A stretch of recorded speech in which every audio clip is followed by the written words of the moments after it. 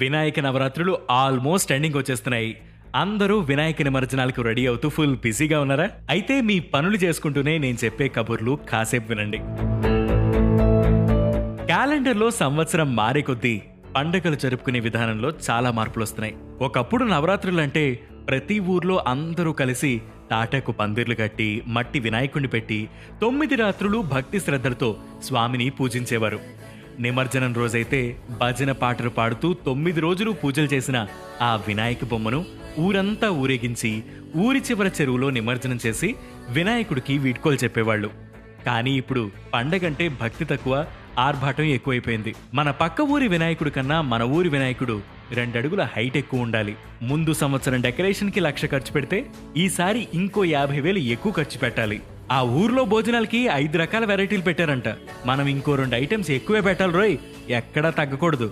మండపాల్లో డీజేలు పెట్టినప్పుడు ఆ హీరో పాట ఒక్కసారి వస్తే మా హీరో పాట 2 సార్లు వెయ్యాలి. పెద్ద పెద్ద బ్యానర్లు కట్టాలి.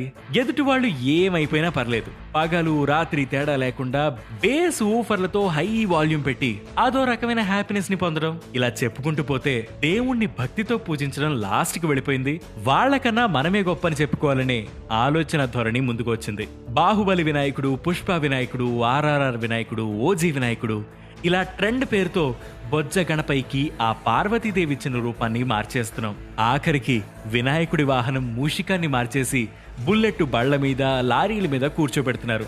రాబోయే రోజుల్లో ఈ ట్రెండ్ ఎటువైపుకు వెళ్ళిపోతుందో అని మీలో ఎంతమంది భయపడుతున్నారు?